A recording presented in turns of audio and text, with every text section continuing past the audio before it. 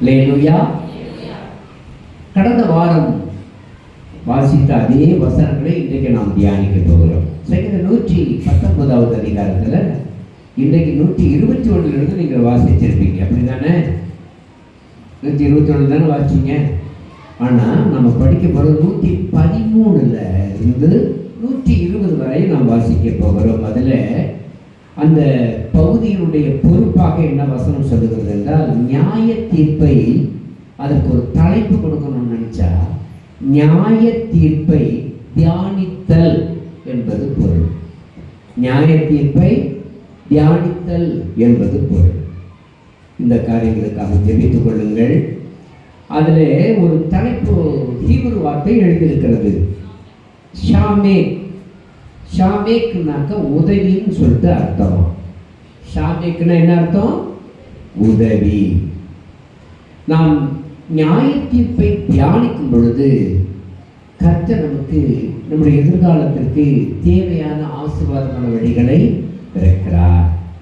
நல்லா கவனிக்கணும். நமக்கு கிடைக்கக்கூடிய இந்த காரியங்களை எல்லாம் சிந்தித்து நம்முடைய எதிர்காலத்தை அமைத்துக் கொள்ள வேண்டும். கர்த்தருடைய வருகை ரொம்ப சீக்கிரம், எல்லாமே ஆயத்தமாகிவிட்டது.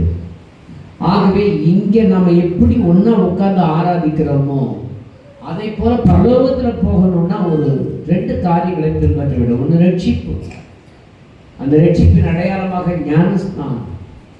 2வது பரிசுத்த ஆவியானவருடைய அபிஷேகம். இது 2 இருக்கணும். தண்ணீர்னால ஞானஸ்நானம், அபிஷேகம் என்பது பரிசுத்த ஆவியானவராலே ஞானஸ்நானம். இந்த 2 ஞானஸ்நானத்தையும் ஒரு விசுவாசி பெற்றிருக்க வேண்டும். இதை பெற்றிராவிட்டால் பரலோகத்தில் போக முடியாது. ஆக எனக்கு அன்பானவர்களே, சங்கீதம் 113வது வசனத்தில் வாசிக்கும் பொழுது பாருங்க,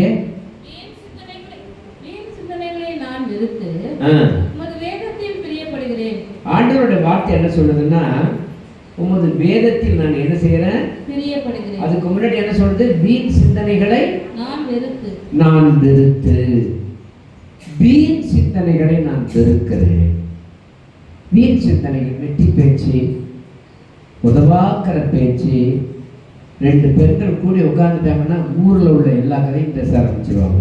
அவன் புடவை நெத்து கட்டிட்டு வந்தாங்க, என்ன திமுரு தெரியுமா, லேசாக வெள்ளை கொஞ்சம் கூடமாக இருக்கும்போது அதை போட்டுக்கிட்டு சிலுக்கிட்டு போகிறான்.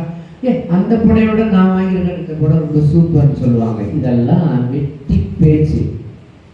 நம்ம உடுத்துறதுக்கு ஒரு நல்ல உடை வேணும். அதுதான் என்ன வேணும்? உடுத்துறதுக்கு நல்ல ஒரு உடையை நம்ம உடுத்தணும். அது எந்த உடையாக இருந்தாலும் பிரச்சனை இல்லை. நான் உடைக்காக கவலைப்படுறதே இல்லை. நான் ட்ரெஸ் தைக்கணும் போகணும்னு சொன்னால் எங்கள் வீட்டில் என்னுடைய மனைவி தான் என்னை டார்ச்சர் பண்ணுவாங்க. சந்தேகம் நல்லா கேட்டு பாருங்க. இன்றைக்கி என் தங்கச்சி வீட்டில் இந்த சஃபாரி ஷூட் ஒன்று வாங்கி கொடுத்தாங்க. அதுக்கு 1000 ரூபா பணமாக அவங்க கொடுத்தாங்க. நான் தைக்கிறதெல்லாம் யாராவது கொடுத்தாக்க நான் தப்பேன், இல்லைன்னு தைக்க மாட்டேன். என் சொந்த காசை நான் போட மாட்டேன். ஆனால் என்னுடைய மனைவிக்கு, மகனுக்கு என்னுடைய காசு எல்லாம் பயன்படும். ஏன்னா அது என்னுடைய கடமை நினைப்பேன். எனக்கு அது தேவையில்லைன்னு நினைப்பேன். காரணம், எனக்கு இருக்கிற துணிகளே ஏராளமாக இருக்குதுன்னு நான் நினைப்பேன். என்னை கேட்காமலே என் ட்ரெஸ்ஸெல்லாம் எடுத்து கொடுத்துருவாங்க. அதை குறித்து நான் கவலைப்படுறேன். அப்படியே பார்த்தீங்கன்னா அவ்வளோ இருக்கும். நம்முடைய குடும்பங்களில் நல்ல ஆடைகள் இருந்துச்சுன்னா, அந்த ஆடைகளில் நம்ம ஒரு வருஷத்துக்கு 2 புடவை நமக்கு வருதுன்னா, எப்படியாவது ஒரு பழைய புடவைன்னு ஒரு புடவை யாராவது இல்லாதவங்களுக்கு கொடுக்க நம்ம பழகணும். இதெல்லாம் பின்பற்றணும். ஆடைகளிலேயே சரி, மற்ற எந்த காரியத்திலையும் சரி, எல்லாவற்றிலையும் கொடுக்க பழகணும். நாம் வாங்குறது மாத்திரம் இல்லை, கொடுக்கணும். வருஷத்துக்கு ஒரு சபையில் கொடுக்குறது ஒரு பக்கம் இருந்தாலும், நானும் ஒரு புடவை வாங்கி வந்திருக்கிறவர்கள் ஒரு 200 ரூபாயில் ஒரு புடவை வாங்கி அது சபையில் கொடுத்து இதை யாராவது ஏழைப்பாளைக்கு கொடுங்கன்னு சொல்லணும். நானே ஏழையாக இருந்தாலும் நான் அடுத்தவங்களுக்கு கொடுக்க பழகணும். இது எல்லாம் நம்ம கற்றுக்கொள்ளும் பொழுது நமக்கு ஆசீர்வாதங்கள் வருகிறது. உமது வேதத்தில் நான் பிரியப்படுகிறேன். அதுக்கு முன்னாடி என்ன சொல்லுது? வீண் சிந்தனைகள். ஏன் ஒரு புடவை இன்னைக்கு வாங்கியிருக்கோம், இன்னொரு புடவை எடுத்தாங்கிறது ஒரு வீண் சிந்தனை தான். எனக்கு இது போதும் நான் நினைக்கிறேன் பாருங்க, அதுதான் நல்ல சிந்தனை. எனக்கு இருக்கக்கூடிய ஒரு பெரிய காரியம் அதுதான் நான் நினைக்கிறேன். அல்லேலூயா. அது மாத்திரம் இல்லை, வீண் சிந்தனைகளை நான் வெறுத்து உங்களுடைய வேதத்தில் நான் பிரியப்படுகிறேன். சங்கீதம் 1ஆவது அதிகாரம் 2வது வசனம் கூட அதான் சொல்லுது. கர்த்தருடைய வேதத்தில் பிரியமாயிருந்து, கர்த்தருடைய வேதத்துல பிரியமா இருக்கணும். இரவும் பகலும் அவருடைய வேதத்தில் தியானமாயிருக்கிற மனுஷன், தியானமாயிருக்கிறவன் பாக்கியவான். சங்கீதம் 37:23 சொல்லுது, நல்ல மனுஷனுடைய நடைகள் கர்த்தரால் உறுதிப்படுத்தப்படும், அவருடைய வழியின் மேல் அவர் பிரியமாயிருக்கிறார். ஆமென். நல்ல மனுஷனுடைய நடைகள் யாராலதான் உறுதிப்படுமா? கர்த்தரால உறுதிப்படுகிறது. அவருடைய வழிகளின் மேலே அவர் பிரியமாயிருக்கிறார். நல்ல மனுஷனுடைய நடைகளின் மேலே கர்த்தர் பிரியமாயிருக்கிறார். ஆமென். அல்லேலூயா. என்னால ஒருத்தருக்கு இழுக்கே வரக்கூடாது, என்னால ஒருவர் நஷ்டம் அடையக்கூடாது. அல்லேலூயா, அல்லேலூயா. எனக்கு அன்பானவர்களே, அது நம்முடைய வாழ்க்கையில நிறைய குழப்பங்களை உண்டாக்கிவிடும். நம்முடைய வாழ்க்கையில நாம் எதையெல்லாம் முதல் ஒரு முன் உதாரணமாக வைக்கவில்லை, அவைகள் எல்லாம் நம்முடைய வாழ்க்கையை நஷ்டப்படுத்திவிடும். அதுல நாம் பிரியமா இருக்கவே கூடாது. சங்கீதம் 40வது அதிகாரம் 8வது வசனத்துல வாசிக்கிற பொழுது, என் தேவனே உமக்கு பிரியமானதை செய்ய விரும்புகிறேன். இப்ப தாவீது சொல்றாரு, ஆண்டவர் சொன்னாரு நல்ல மனுஷனுடைய நடைகள் எனக்கு பிரியன்றாரு. இப்ப தாவீது அடுத்த வார்த்தை என்ன சொல்றாரு?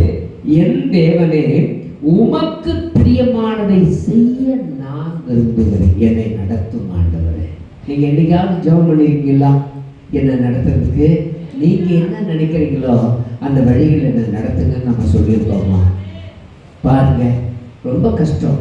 அல்லேலூயா. எனக்கு ரொம்ப போன வாரத்தில் தான் என்னுடைய மனைவி ஒரு பிரச்சனையை சொன்னாங்க.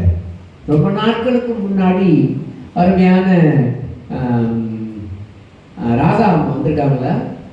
ராதா என்ற ராதா வரலையா? வரல. நீயும் ராதா, ராதா அம்மா கவனிங்க. பாத்திரம் உங்களுக்கு எவ்வளவு பணம் கொடுத்துருக்காங்க?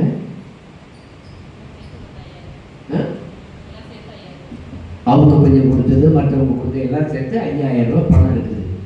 நாங்கள் போய் விசாரித்தோம், 10 மரக்கா ஒரு பாத்திரம் வேணும்ட்டு.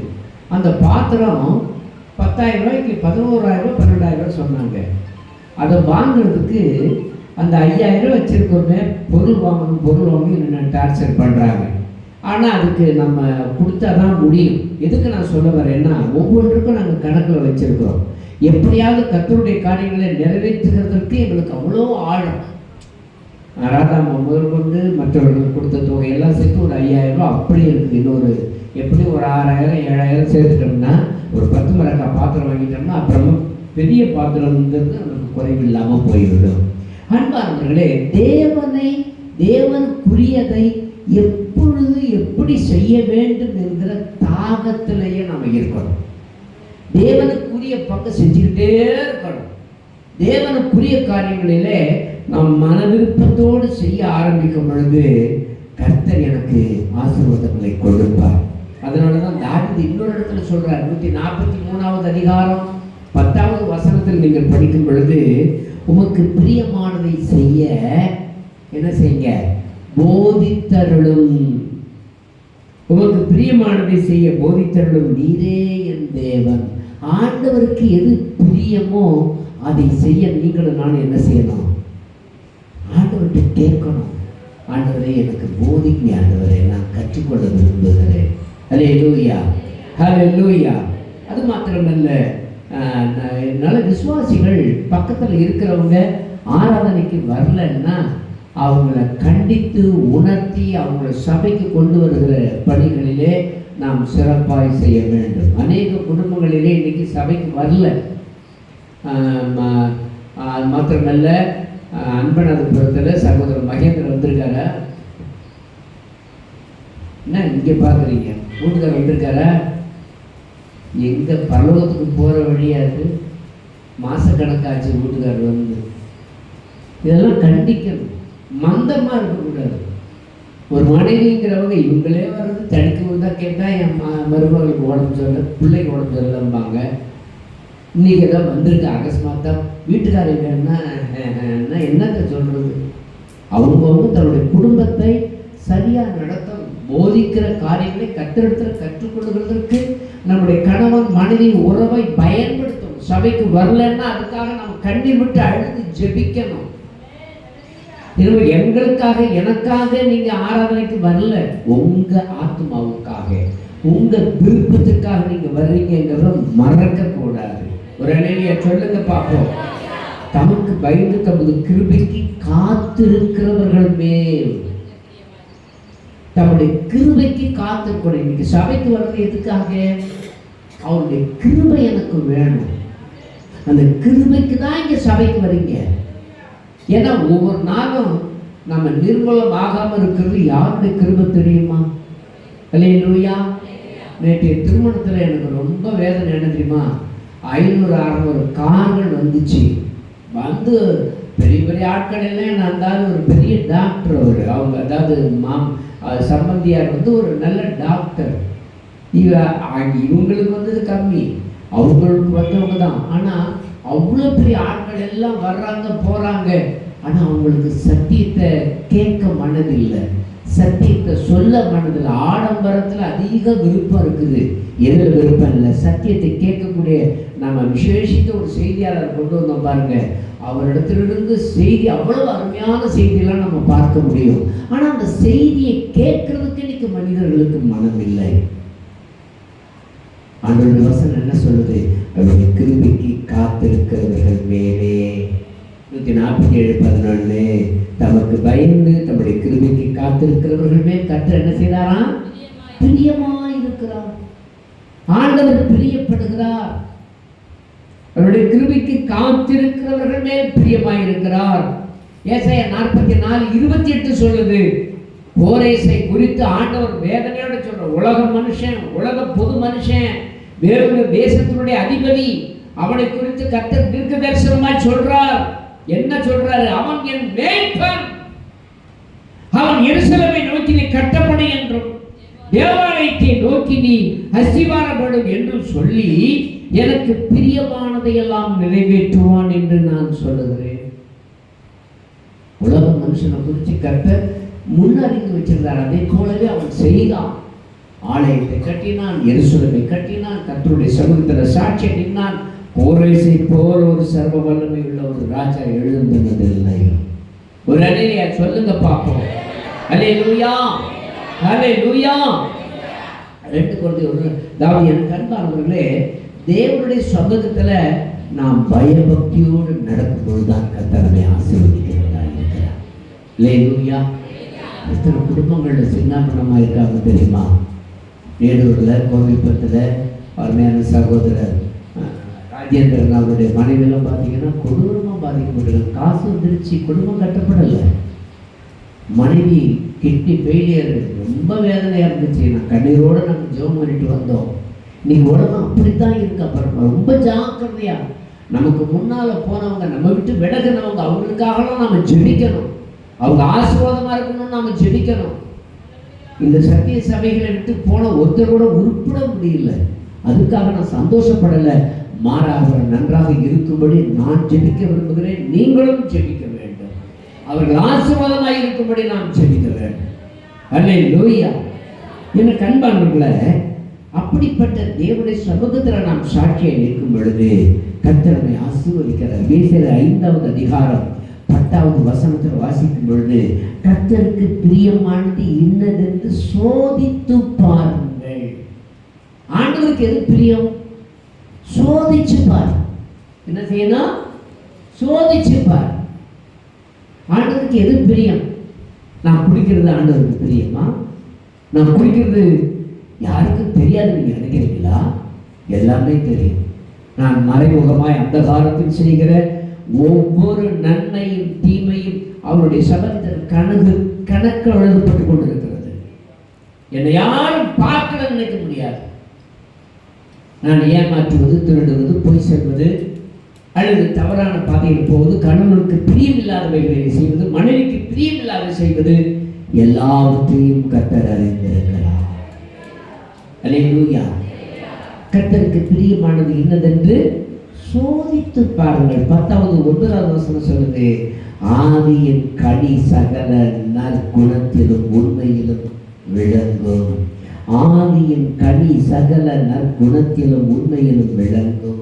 11வது வசனம் சொல்லுது, கனியற்ற அந்தகார கிரியைகளுக்கு உடன்படக்கூடாது.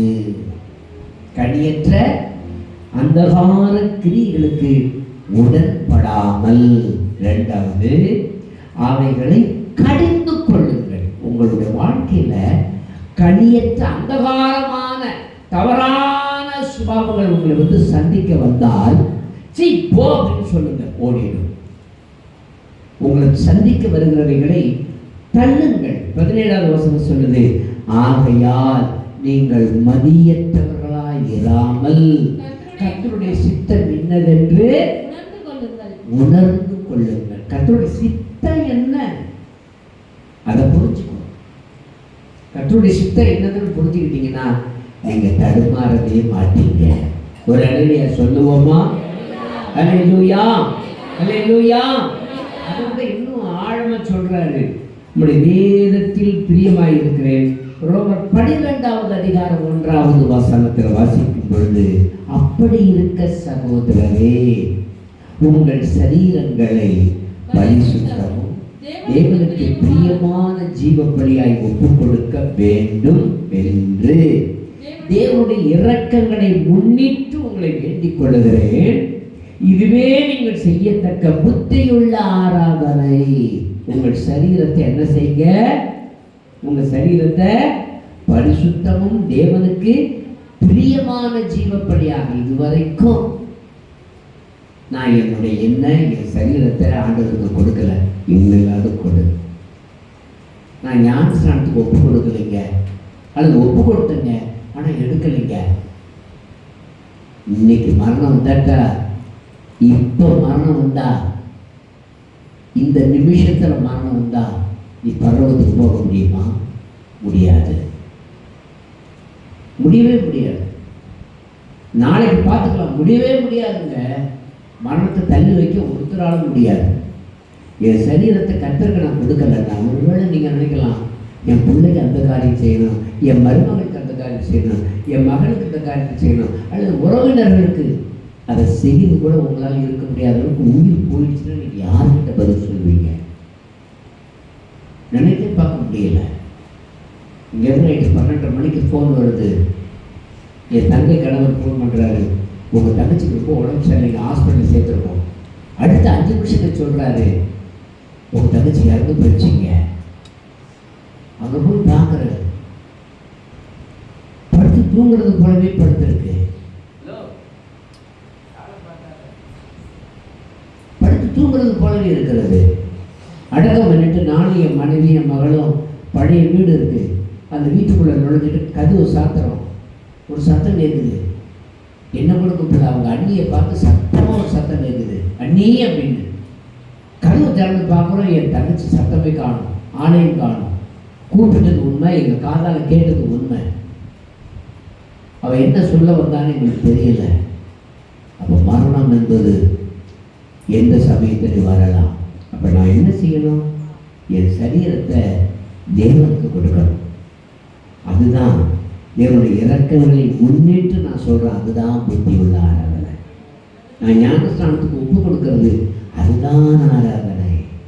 1 Corinthians 1வது அதிகாரம் 27வது வசனத்தினுடைய பிற்பகுதியில் நீங்கள் படிக்கும் பொழுது, உலகமானது சுய ஞானத்தினாலே தேவனை அறியாதிருக்கையில் பைத்தியமாய் தோன்றுகிற இந்த பிரசங்கத்தினாலே விசுவாசிக்கிறவர்களை ரட்சிக்க தேவனுக்கு பிரியமாயிற்று. பெண்ணு வீட்டில் பிரசங்கம் எவ்வளவு நாளை போகும்னு கேட்டாங்க. ஒரு 3/4 மணி நேரம் அல்லது 1/2 மணி நேரம். 3/4 மணி நேரம்லாம் நீங்க சொல்லாதீங்க. ஏங்க வர்றவங்களாம் பெரிய பெரிய ஆட்கள்ங்க. உண்மையிலே ரட்சிப்பு அவங்களுக்குள்ள இருந்தால் அவங்க என்ன சொல்லியிருப்பாங்க? 1 மணி நேரமாவது சொல்லுங்க. இங்கே பெரிய மனுஷன் சொல்கிறவங்க எல்லாம் ரட்சிக்கப்படணும், அதை குறித்த பாரம் நமக்குள்ள இருக்கிறதுன்னு சொல்லியிருப்பாங்க.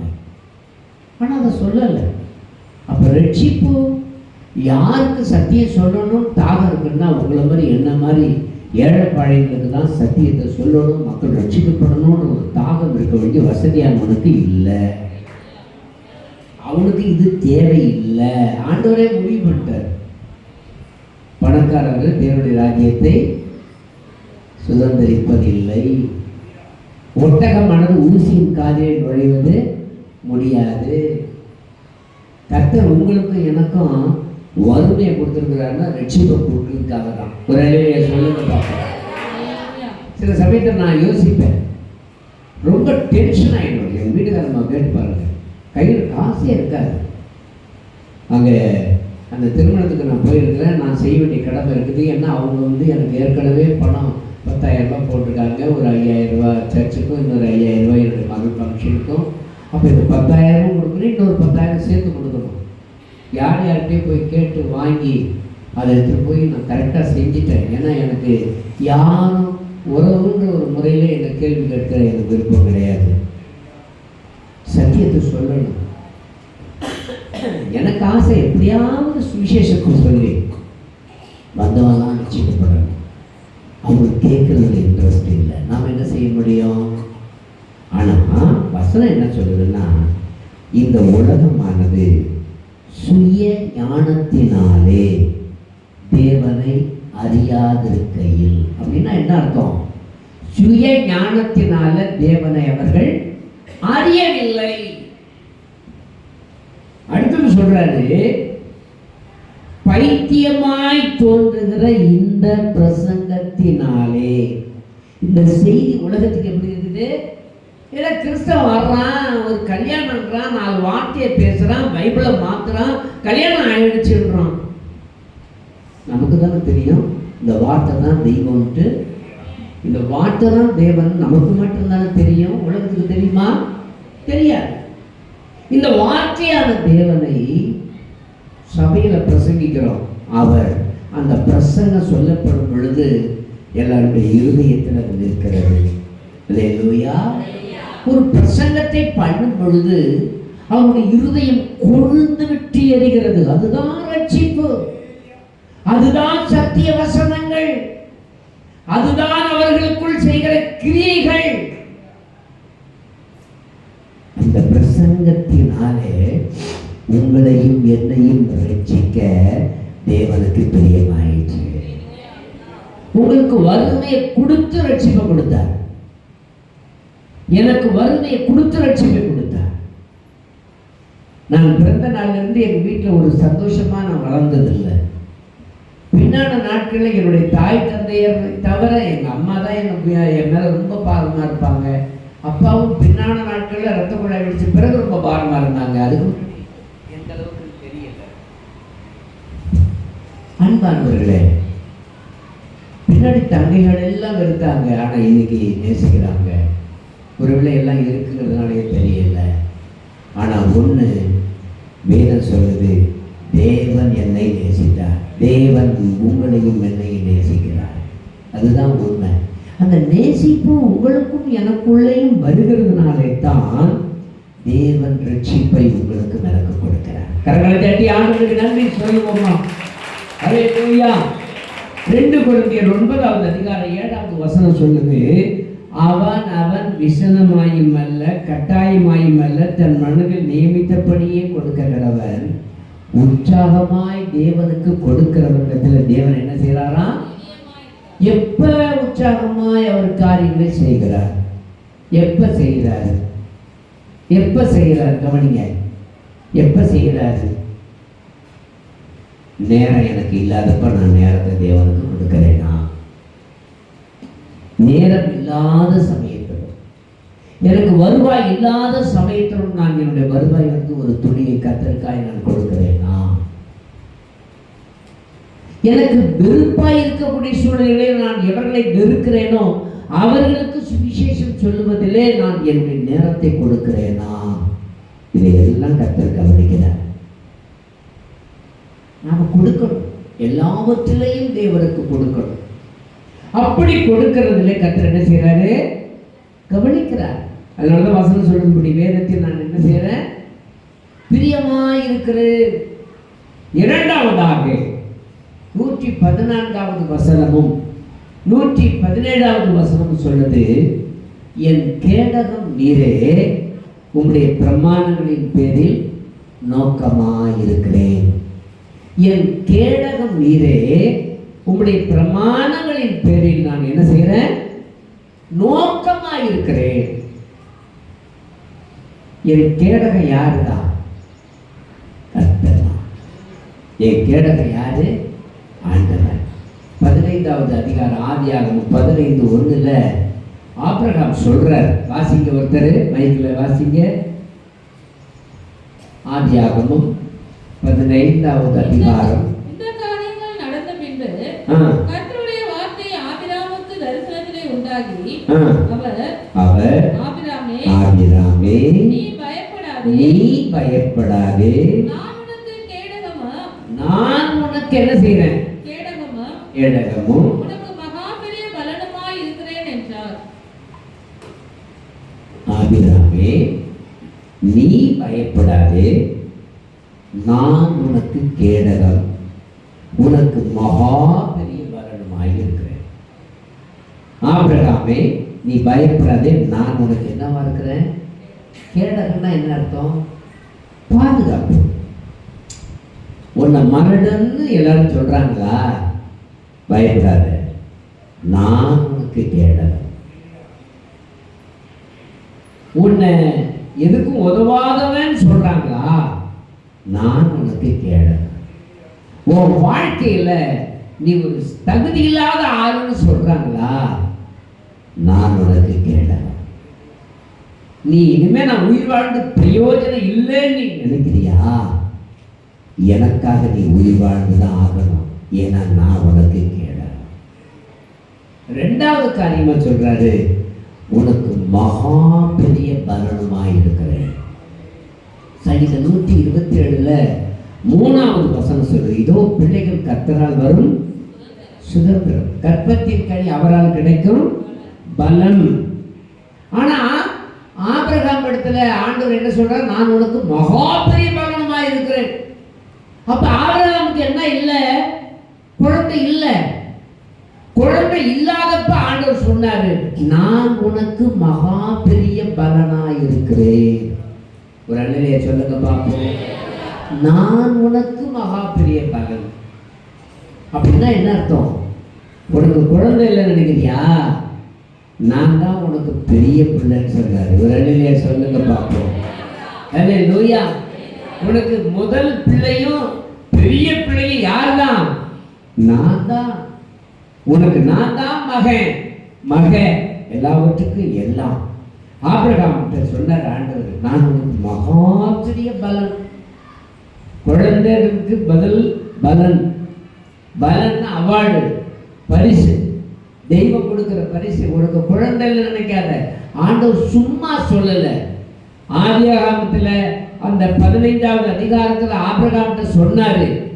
ஆனா பின்னாடி வசனத்தை நீங்க படிச்சு பார்த்தீங்கன்னா எத்தனையோ 400 அதாவது 3000-4000 வருடங்களுக்கு பிறகு அவருடைய ஆபிரகாமுடைய வம்சத்துல ஆபிரகாமுக்கு பிறகு ஈசாக்குக்கு 2 பிள்ளைகள். மூத்தவன் பேர் என்ன? ஏசா. இளையவன் பேரு யாக்கோப்பு. என்னவா பேர் மாற்றப்படுகிறான்? இஸ்ரவேல். இஸ்ரவேலுக்கு எத்தனை பிள்ளைகள்? 12 பிள்ளைகள். 12ல 4வது பிள்ளை பேர் என்ன? யூதா. அந்த யூதா வம்சத்துல இயேசுவே பிறந்தார். கரங்களை தட்டி ஆபிரகாம் சொன்னார்ல, உனக்கு நாம் ஆபிரகாம் குழந்தை இல்லை நினைக்காத, சாராளுக்கு உனக்கு குழந்தை இல்லை நினைக்காத, நானே உன் வம்சத்துல பிறக்க போறேன், நானே உனக்கு ஒரு பிள்ளைய பிறக்க போறேன். அப்பனா எத்தனை தலைமுறையில் அவர் பிறக்க போறாருங்கிறது வேற. ஆனா எத்தனை தலைமுறையில் அவர் பிறக்க போகிறாரோ, எத்தனை தலைமுறையில அவர் பிறக்க போகிறதுக்கு முன்னாகவே கர்த்தர் சொல்லி பிறக்கிறார். உங்க வாழ்க்கையில் ஒருவேளை பிள்ளைகள் இல்லைன்னா கவலைப்படாதீங்க. கர்த்தர் உங்களுக்கு ஒரு பிள்ளையா பிறந்தாரு, அதுல சந்தேகமே கிடையாது. ஒரு அல்லேலூயா சொல்லுங்க பார்ப்போம். ஹல்லேலூயா. ஹல்லேலூயா. உபாகமம் 33வது அதிகாரம் 29வது வசனத்துல ஆண்டவர் சொல்லி கொடுக்கிறார் பாருங்க, இஸ்ரவேலே நீ பாக்கியவான், கர்த்தரால் ரட்சிக்கப்பட்ட ஜனமே, உனக்கு ஒப்பானவன் யார்? ரட்சிக்கப்பட்ட ஜனங்களுக்கு இணையால் எவ்வளவு பெரிய கோடீஸ்வரம் கூட இருக்க முடியாது. ஒரு அழிவியை சொல்லுங்க பார்ப்போம். ஹல்லேலூயா, ஹல்லேலூயா, ஹல்லேலூயா. அதான் நான் ஒரு பெரிய ஆளுகிட்ட பேசியிருக்கும் பொழுது சொன்னேன், ஐயா என்னையா உங்கள்கிட்ட ஏழைப்பாடைக்கு தான் வராங்க போல இருக்கே அப்படின்னாரு. நான் உங்கள்கிட்ட சொன்னேன், ஒரு சாதாரண விசுவாசியை உங்கள்கிட்ட காட்டுறேன். அவங்க படிப்பறிவே இல்லாதவங்க, ரொம்ப கஷ்டப்படுறவங்க, அவங்க செய்யக்கூடிய ஒரே ஒரு காரியத்தை உங்களால் செய்ய முடியுமா? என்ன அப்படி சொல்லிட்டீங்க? எவ்வளவு பணம், பெரிய பெரிய பணக்காரன் தெரியுமா, எவ்வளவு பெரிய ஆள் தெரியுமா? நான் சொன்ன அரசியல் இப்படி இப்படிலாம் நடக்கும், அது நடக்கும், இது நடக்கும், இப்படி நடக்கும், அப்படி நடக்கும், இதெல்லாம் உங்களுக்கு தெரியுமா? அவர் டென்ஷன்ல என்ன கேட்டார். நான் ஒரே ஒரு வார்த்தை தான் சொன்னேன், நீங்க சொல்றது எல்லாம் சரிதான், நீங்க சொல்றதெல்லாம் நான் ஏற்றுக்கிறேன், ஆனா ஒண்ணு, நீங்க சொல்றதை விட ஒரு பெரிய காரியம் நடக்குது. என்ன? ஒரே ஒரு ஜெபம் பண்ணி இந்த வியாதி இருந்து சுகமாக்க உங்களால் முடியுமா? என்ன அப்படி சொல்றீங்கன்னா, ஒரு ஏழை பெரிய பெரிய ஆட்களுக்கு போய் ஜெபம் பண்றாங்க. ஆண்டவரே, ஒன்று ஜெபம்னா மந்திரம்லாம் கிடையாது, இந்த வியாதியிலேருந்து நீங்கள் சுகம் கொடுக்கணும்னு எண்ணெயை ஜெபம் பண்ணி போடுறாங்க, உடனே சுகம் கிடைக்குது. நீங்கள் எத்தனை பேருக்கு சுகம் கொடுத்துருக்கீங்கன்னு? ஐயோ இது நடக்காதுன்னாரு. அதுதான் என் மக்கள் அவ்வளோ பெரிய ஆளுங்கய்யா அப்படின்னு. ஒரு அழிலையா சொல்லுங்க பார்ப்போம். என் ஜனங்க அவ்வளோ பெரிய ஆளுங்க, வியாதி அவங்கள பார்த்தா ஓடுது, மரணம் அவர்களை பார்த்தால் ஓடுகிறது, பிரச்சனைகள் அவர்களை பார்த்தால் ஓடுகிறது. பிரச்சனைகளை கண்டவர்கள் கலந்துகிறவர்கள் அல்ல. ஒரு அழிலையா சொல்லுங்க பார்ப்போம். தில்லையாடியிலிருந்து அருமையான மக ரசியா ரம்யா அவர்கள் ஃபோன் பண்ணாங்க. அவங்ககிட்ட கேட்ட பாஸ் பண்ணிக்கலாமான்னு. ஆமாங்க ஐயா, அதை சொல்றதுக்காக தான் ஐயா நான் அம்மாவுக்கு உங்களுக்கு ஃபோன் பண்ணேன். பணங்காசியை நம்மளால கொடுக்க முடியாது, ஆனால் நல்ல வேலை வாய்ப்பை நம்ம ஜெபம் பண்ணி கொண்டு வரலாம்ல. இன்னைக்கு அவங்க கவர்மெண்ட் இன்னொரு எக்ஸாம் எழுதணும்னாங்க, அதெல்லாம் சாதாரண காரியத்தில் ஆண்டவர் வெற்றி பெற வைப்பார். அவங்க பாஸ் பண்ணிட்டு ஒரு டீச்சர் ஆகிட்டாங்கன்னா ஸ்டார்டிங்கு 40-50,000 ரூபாய் சம்பளம். அவங்க நல்ல சம்பளம் வாங்க ஆரம்பிச்சிட்டாங்கன்னாக்கா அவங்க அப்பாவுக்கு செய்வாங்க, அம்மாவுக்கும் உதவி செய்வாங்க, யார் யார் செஞ்சிருக்காங்களோ அவங்களுக்கும் அவங்களால செய்ய முடியும். அப்போ யார் யாருக்கு என்ன தகுதியோ அது கிடைக்கும்படி நீங்களும் நான் என்ன செய்யலாம்? நம்ம முழங்கால்களை முடக்கி கொண்டு வர முடியும். ஒரு அரசியல்வாதியால முடியுமா? ஒரு பணக்காரனால முடியுமா? பெரிய பெரிய நிலக்கிடார்களால் முடியுமா? முடியவே முடியாது. என் தேவன் நமக்கு கொடுத்த கிருபையினாலே எல்லாத்தையும் சாதிக்க முடியும். ஒரு அழகியா சொல்லுங்க பாப்போம். உனக்கு சகாயம் செய்யும் கேடகமும் உனக்கு மகிமை பொருந்திய பட்டயமும் அவரே. உன் சத்துருக்கள் உனக்கு இச்சகம் பேசி அடங்குவார்கள், அவர்கள் மேடுகளை மிதிப்பாய் என்றார். உனக்கு சகாயம் செய்யும் கேடகம். அவருக்கு பேர், இன்னொரு பேர் என்ன? ஏசாமிக்கு சகாயம் செய்கிறவர். யாருக்கு? உங்களுக்கு எனக்கும். சகாயம்னா என்ன அர்த்தம்? நான் போய் எப்படியாவது முடிச்சிடலான்னு போனேங்க, சரிங்க, ஆனால் என்னால் முடிக்க முடியல. ஏன்? நான் முடிக்கிறதுக்குள்ள நான் அப்படியே தடுமாறிட்டேன். அப்போ அவர் என் கையை பிடிச்ச என்னை தாங்கிட்டார், சகாயமா தாங்கிட்டார். நீ முடிக்கக்கூடாத காரியங்களை முடிக்க செய்யும்படி ஒரு பக்கத்தில் நின்று தன் கரங்களினாலே உன்னை தேற்றி அமைக்கிறவர். நீ தடுமாறி கீழே விழும் பொழுது உன் பக்கமா உன் கையை பிடிச்சிட்டு சொல்றாரு, கவலைப்படாத, நான் உன் பக்கத்திலேயே நிற்கிறேன். அல்லேலூயா, அல்லேலூயா. உனக்கு மகிமை பொருந்திய பட்டயமும் அவரே. நீ அறுவாள் தூக்கணும்னு அவசியம் இல்லை. ஒரு தடவை அருமையான மணமேடு சங்கர் அவருடைய குடும்பத்துக்கு எனக்கு ரொம்ப வருத்தம். சங்கரம்மாவுக்கு அது தெரியும். நான் அவருடைய வீட்டுக்கு போகிறதே இல்லை. நான் என்னுடைய மனைவியும் அவங்க குடும்பத்தில் ஒரே என் மேலே வருத்தம். நான் சொல்லாத ஒரு கருத்தை நான் சொன்னதாக அவருடைய குடும்பத்தில் ஒருத்தர் சொன்னதுனால ஒரு பெரிய குழப்பம். அதை நிரூபிக்கிறதுக்கு அவங்க காலில் கையிலலாம் விடலை. எனக்கு அப்போருந்து இன்னைய வரைக்கும் என் மேலே ஒரு குற்றச்சாட்டு சொல்லப்படுதுன்னா அதை நிரூபித்து தான் மறுவேலைன்ற மாதிரி எனக்கு கிடையாது. ஒன்றே ஒன்று செய்வேன், அவர் கையில் கொடுத்துருவேன், காலம் பதில் சொல்லட்டேன்ட்டு. பின்னாடி அதே அம்மா வந்து எனக்கு சொன்னாங்க, தயவு செய்து அதை மன்னித்து கொள்ளணும், நீங்கள் சொன்னதா சொன்ன கருத்து நீங்கள் சொல்லலை, இன்னாரு சொல்லி எங்கள் குடும்பத்தில் குழப்பத்தை உண்டாக்கிட்டாங்க. இப்போ புரிஞ்சுக்கிட்டீங்கள, இத்தனை வருஷம் அதனால் நீங்கள் எங்களை விட்டு விலகிட்டீங்களேன்னு அவங்க கண்ணீர் விட்டாங்க. நான் சொன்னேன், இத்தனை வருஷம் நான் உங்களை விட்டு விலகலை, நான் இப்படி விலகி இருந்தால் தான் உங்கள் குடும்பத்தினால வந்த பிரச்சனைகள்னு நான் தப்ப முடியும்னு ஆண்டவர் ஒதுக்கி வச்சுட்டேன். விலகிய சொல்லுங்க பார்ப்போம். நானும் என் மனைவி கிடந்து போகிற ஒரு சமயம் புல்லட்டில், டீசல் புல்லட்டில் கடுங்குடி தாண்டி அந்த மரங்கள் உள்ள அடர்த்தியான இடங்களில் ஒரு ஓரத்தில் புது சும்மா ஒன்று நிற்கிது. பார்த்தீங்கன்னா கொரசுவாவிலிருந்து இந்த குள்ள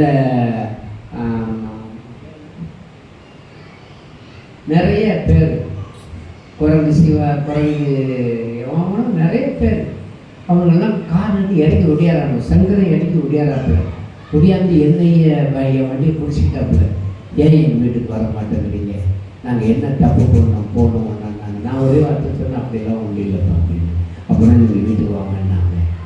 எங்கள் வீட்டில் கூட யோசித்தாங்க, என்ன போகலாமா வேணாமா. இவங்க தான் நம்மளை பார்த்து பயப்படணும், நம்ம எவனையும் பார்த்து பயப்பட வேண்டிய அவசியம் இல்லை. ஏன்னா எனக்குள்ள இருக்கிற பட்டயம் மெலிமை கொள்ளிய பட்டயம், என்னை அசைக்க கூட முடியாது. ஒரு அலையிலையா சொல்லுங்க பார்ப்போம். கப்ரியல் முதல் கொண்டு இன்னைக்கு இருக்கிற எவர்களாக இருந்தாலும் சரி, எங்களை பார்த்து உங்களை பார்த்து அவங்க தான் பயப்படும் மொழியை நான் பயப்பட வேண்டிய அவசியம் இல்லை. ஏன்? மகிமை பொருந்திய பட்டயம் என் தேவன் என்னோடு இருக்கிறார், உன்னோடு இருக்கிறார். எத்தனை பேர் விசுவாசிக்கிறீங்க? நீங்க விசுவாசிச்சா பக்கத்தில் இருக்கிறவங்க கையை பிடிச்சு குலுக்கி நமக்காக கர்த்தர் இருக்கிறார், பயப்படாதேன்னு சொல்லுங்க. உன் சத்துருக்கள் உனக்கு இச்சகம் பேசி அடங்குவார்கள். உன்னை குறித்து எவனாவது பேசுறான்னா, நான் சில சமயத்தில் ரொம்ப டென்ஷன் ஆகிடுவேன், யாராவது என்னை திட்டும் பொழுது போகும் பொழுது. ஆனால் நான் இப்போல்லாம் அப்படி இல்லை, விட்டுட்டேன். சரி, இப்போ எவன் எதை வேணாலும் பேசிட்டு போகிறேன். வசனம் என்ன சொல்லுங்க, சத்துருக்கள் உனக்கு இச்சகம் பேசி. அப்படின்னா என்ன அர்த்தம்? உன்னை திட்டுவான், எவ்வளோ வேணாலும் திடீர்னு போடும், நீ பேசாமல் விட்டுடுன்ற. இச்சகம் பேசிட்டு அவனே அடங்கிடுவான், நீ பயப்பட வேணாம். நீ ஏன் யுத்தம் பண்ற? உனக்கு எதிராக எந்த பாளையம் வரட்டுமே, எந்த சேனைகள் வரட்டுமே, பயப்படாதே. உனக்கு எதிரடியாய் வருகிறவன் பேசி அடங்கிடுவான், நீ பயப்பட வேண்டாம். ஒரு அழிலே சொல்லுங்க பார்ப்போம். கடைசி அவர் சொல்றாரு, அவர்கள் மேடுகளை நீ மிதிப்பா. மேடுகள்னா என்ன அர்த்தம்? உயர்வு. அவனுக்கு எது உயர்வோ அதை நீயும் நான் என்ன செய்வோம்? மிதிப்போம். அல்லேலூயா. அவர்கள் மேடுகளை நீங்களும் நான் என்ன செய்வோம்? மிதிப்போம். அப்படின்னா சமாதிக்கு போற வரைக்கும் அவன் நம்மளை வந்து டச் கூட பண்ண முடியாது. ஒரு அலையில சொல்லுங்கப்பா. அல்லேலூயா, அல்லேலூயா. இதுல இன்னொரு வார்த்தையை சொல்றார் தாவீது, ஒரு ஜெபத்தை ஏறெடுக்கிறார். 2 சாமுவேல் 23வது அதிகாரம் 36வது வசனத்துல சொல்றார். 2 சாமுவேல் 22:36 என்ன சொல்றாரு? உங்களுடைய ரட்சிப்பின் கேடயத்தையும் எனக்கு தந்தீர், உங்களுடைய காருண்யம் என்னை பெரியவனாகும், உங்களுடைய ரட்சிப்பின் கேடகத்தையும் எனக்கு தந்தீர். உங்களுடைய ரட்சிப்பின் கேடகம், ரட்சிப்பு என்பதை உங்களுக்கு கொடுத்திருக்கிறார், எனக்கு கொடுத்திருக்கிறார். அதை விட கேடகம் எதுவுமே இல்லை உலகத்துல. அப்படின்னா அர்த்தம் என்னன்னா, நீங்க ஒரு லைசன்ஸ் ஹோல்டர், உங்களுக்குள்ளே ஆண்டவர் என்ன கொடுத்திருக்கிறார்? ஒரு தகுதியை கொடுத்திருக்கிறார், ரட்சிப்பு என்பதை கொடுத்திருக்கிறார். பாருங்க, அந்த ரட்சிப்பு உனக்கு கொடுக்கப்பட்ட கேடகம். அந்த ரட்சிப்பு வந்ததுனால இந்த உலகமே அணிதிரண்டாலும் உங்களை டச் கூட பண்ண முடியாது. ஏன்னா அவ்வளவு பயங்கரமான பாதுகாப்பிலே நீங்கள் இருக்கிறீர்கள். ஒரு அலையிலே சொல்லுங்க பார்ப்போம். ஹல்லேலூயா. நேற்றைய தினத்தில் ஒரு சில காரியங்களை நேற்றையில வெள்ளிக்கிழமைக்கு ஒரு டாக்டர் இடத்துல பேசிக்கிட்டு இருந்தேன், பெண்ணுடைய தகப்பனார் இடத்துல. அவர் சொன்னார் ஒரு காரியத்தை, எனக்கு பிரச்சனையே கிடையாதுங்க. ஏன்? அவர் சொன்னார், மனசுல எது இருந்தாலும் அப்படியே வெளிப்படுத்திடணுங்க, உள்ள வச்சு அடக்கிட்டோம்னா அது வியாதியா மாறிடும். அப்ப என்ன செய்யணும்? பிரச்சனை கொட்டிடணும். யார்கிட்ட கொட்டுவீங்கன்னு நான் வாயால பேசுறவங்க, ஆனா எங்க வேதம் சொல்லுதுங்க என்ன, அவர்கிட்ட எல்லா பிரச்சனையும் கொட்டிடணுன்றாரு. சிரிச்சுட்டு சொன்னாரு, நீங்க எல்லாத்துக்கும் ஒரு காரியத்தை வச்சிருக்கீங்க, பேச்சு வச்சிருக்கீங்க, அது உண்மை அப்படின்னா. உண்மையிலே நமக்கு சொல்லப்பட்ட சத்தியமும் அதுதானே. ஆமென். ஒரு அலையிலே சொல்லுங்க. ஆமென். ரட்சிப்பின் கேடகம் உங்களுக்கும் எனக்கும் ஆண்டவர் நினைச்சிருக்கிறாரு, கொடுத்திருக்கிறார். அந்த கேடகத்தை நாம என்ன செய்யணும்? பயன்படுத்தணும். லேவியர்கள் புத்தகத்தில் 6வது அதிகாரம் 2வது வசனம் 9வது வசனத்தில் வாசிக்கும் பொழுது ஒரு பலிபீடம் எப்படி இருக்க வேண்டும் என்பதை குறித்து அதை சொல்றாரு.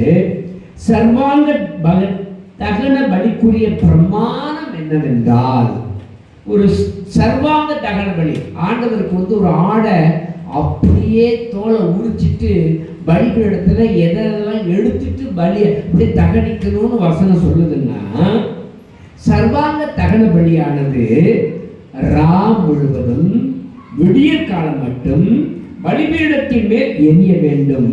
பலிபீடத்தின் மேல் உள்ள அக்கினி எரிந்து கொண்டே இருக்க வேண்டும். நான் படுத்து நித்திரை பண்ணினேன், என் ஆத்துமாவோ விழித்திருந்தது. அர்த்தம் என்ன? என் ஆத்துமாவில் ஆண்டவரை துதிச்சுக்கிட்டே இருக்க. நான் தூங்கினாலும் நான் துதிக்கணும், நான் உட்கார்ந்திருந்தாலும் துதிக்கணும், நான் எந்த காரியத்தை செய்தாலும் நான் துதித்து கொண்டே இருப்பதைத்தான் கர்த்தர் விரும்புகிறார். ஒரு அழிலே சொல்லுங்க பார்ப்போம். நான் துதிக்கணும், அதைத்தான் கர்த்தர் விரும்புகிறார். நான் துதிக்க துதிக்க தேவனுக்கு பிரியம். இந்த பலிபீடத்துல எப்பொழுதும் பலிகள் தகன பலிகள் நடக்கணும், நெருப்பு எரிஞ்சுக்கிட்டு இருக்கணும். நெருப்புனா என்ன? பரிசுத்த ஆவியானவர். பரிசுத்த ஆவியானவர் இந்த பலிபீடத்தில் எரியும் பொழுதுதான் நாம் தவறாய் செய்கிற காரியங்கள் எரிக்கப்படும். தவறாய் செய்கிற காரியங்கள் நம்முடைய மனதில் நம்மை குத்தும்.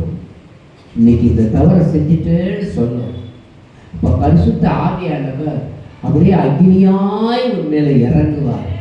அப்பொழுது இயேசுவின் ரத்தத்தை அந்த பலிபீடத்திலே ஊற்றும் பொழுது உங்களுக்குள் இருக்கிற தேவையில்லாத சிந்தனைகள், தேவையில்லாத பழக்கங்கள், பாவங்கள் அந்த நெருப்பிலே சுட்டரிக்கப்படுகிறது.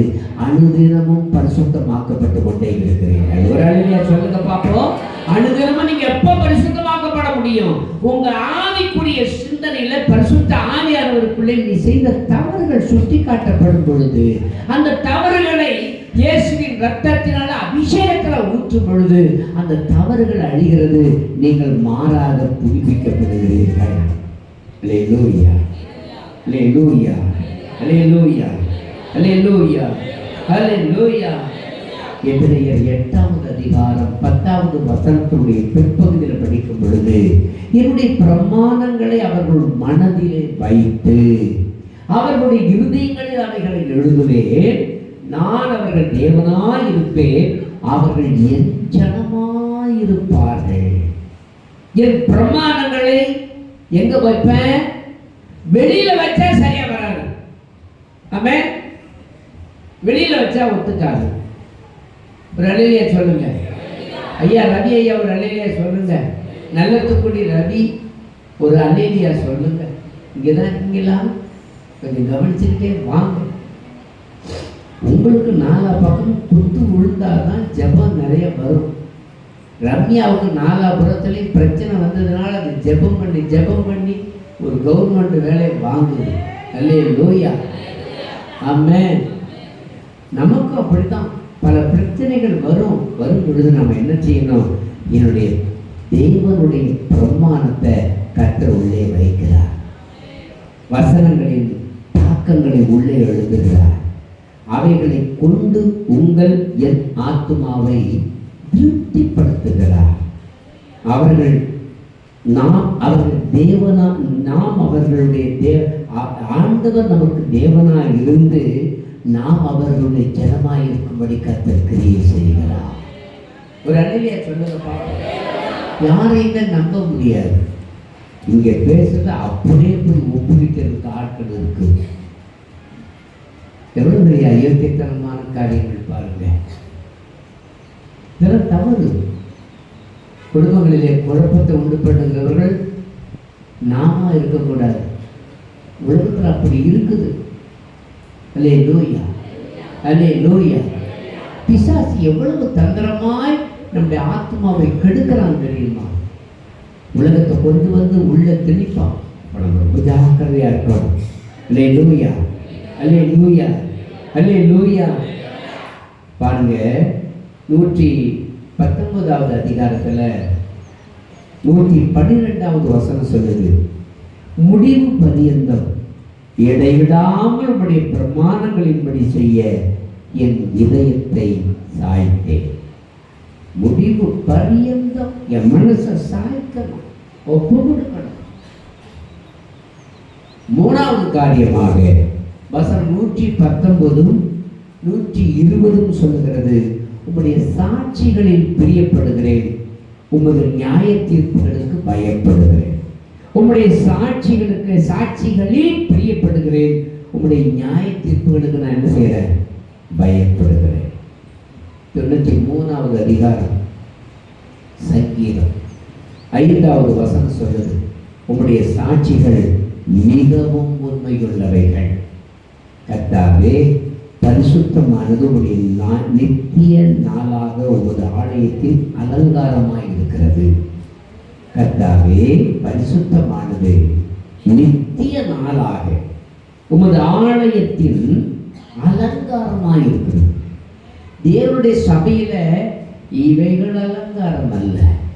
உன் ஆத்துமாவுல வசனங்களால் நீ குடியிருக்கிற பாரு. உன் ஆத்துமாவுல நிரம்பி இருக்கிற வசனங்கள் தான் அலங்காரம். இந்த நிரம்பி இருக்கிற வசனங்கள் ஒவ்வொருவரையும் சந்திக்கும் பொழுது ஆசீர்வாதம்.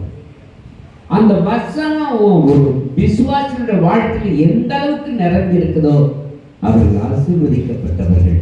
119ல் 30வது வசனம் சொல்லுது பாருங்க, மெய் வழியை நான் தெரிந்து கொண்டேன், உம்முடைய நியாயங்களை எனக்கு முன்பாக நிறுத்தினேன்.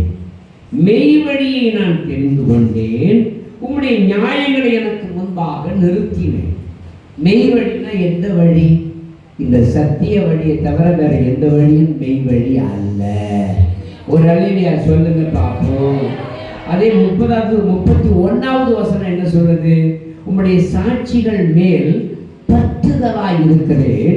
கர்த்தாவே, என்னை வெட்கத்துக்குட்பட பண்ணாதே. ஒரு அல்லேலூயா சொல்லுங்க பாப்போம். கர்த்தாவே, என்னை வெட்கத்துக்குட்பட பண்ணாதேயும் உங்களுடைய சாட்சிகளின் பேரிலே பற்றுதலாய் இருக்கிறேன். எந்த சாட்சி? ஆபிரகாம் இருக்கிற அந்த விசுவாச சாட்சி, ஈசா கிட்ட இருந்த அந்த ஜெப சாட்சி, யாக்கோபு கிட்ட இருந்த போராடி ஜெயிக்கிற சாட்சி, யோசேப்பு கிட்ட இருந்த பொறுமையோடு போராட்டங்களை சகிக்கிற சாட்சி. இந்த சாட்சி தான் என் வாழ்க்கையில முன்னால வந்து நிற்கிது. உங்களுக்கும் எனக்கும் எதுலதான் முன்னாடி நாம நிக்கணும், எதுலதான் நம்ம ஜாக்கிரதையா ஓடணும்னா, நம்முடைய வாழ்க்கையில வருகிற போராட்டங்கள், பலவீனங்கள், சஞ்சலங்கள், இவைகளை கண்டு கலங்கக்கூடாது. இவைகளை ஜெயித்த கர்த்தரை முன் நடந்து கொள்ள வேண்டும். அல்லேலூயா. 111வது சங்கீதத்துல 167வது வசனத்தை படிங்க பார்ப்போம். 119ல் 167, என் ஆத்துமாவது சாட்சிகளை காக்கும், அவைகளை நான் மிகவும் நேசிக்கிறேன். சாட்சி பேர்ல நீங்க நேசிக்கிறீங்களா?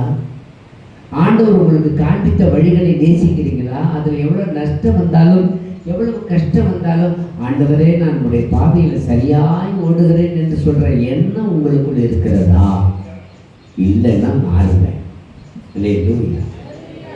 1 தீமோத்தேயு 6வது அதிகாரம் 12வது வசனம் சொல்லுது. 6:12 விசுவாசத்தில் நல்ல போராட்டத்தை போராடு, நித்திய ஜீவனை பற்றிக்கொள், அதற்காகவே நீ அழைக்கப்பட்டாய். நீ எதற்காக அழைக்கப்பட்டாய்? இந்த உலகத்துல உனக்கு எல்லா பொருள் பணங்கள் எல்லாம் கிடைக்கணுங்கிறதுக்காக நீ அழைக்கப்படலை. இது எல்லாம் தேவைப்படுறப்ப ஆண்டவர் கொடுக்கிறார். ஆனா நித்திய ஜீவனை பற்றி கொள்ளுகிறதற்காகவே நான் அழைக்கப்பட்டிருக்கிறேன். அநேக சாட்சிகளுக்கு முன்பாக நல்ல அறிக்கை பண்ணுகிறவனாக நான் இருக்க வேண்டும். நான் நல்ல அறிக்கை செய்வேன். என்ன அறிக்கை?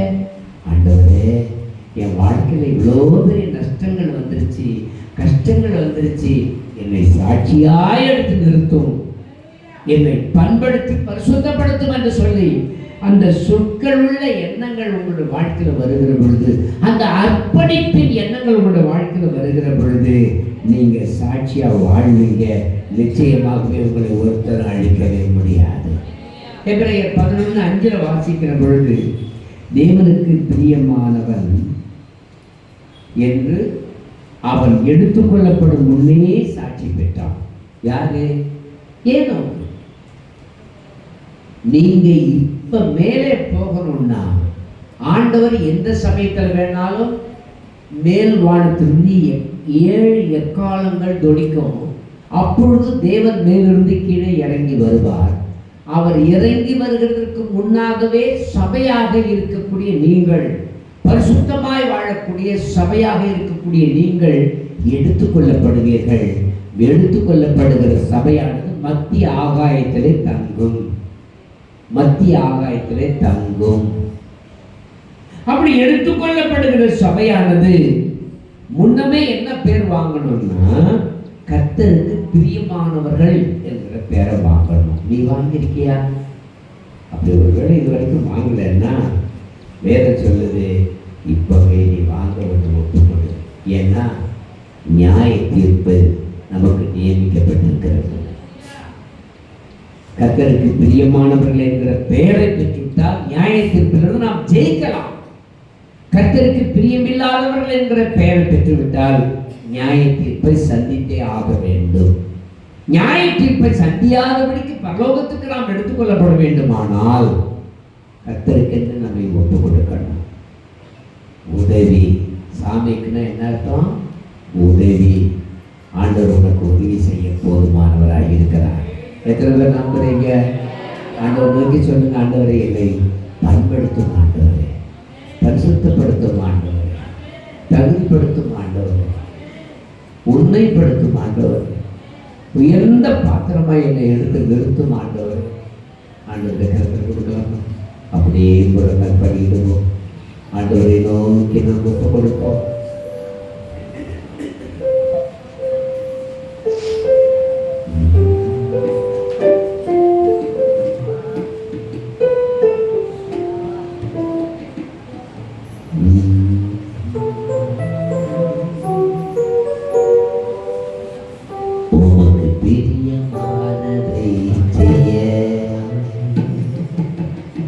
எனக்கு கற்றதாரே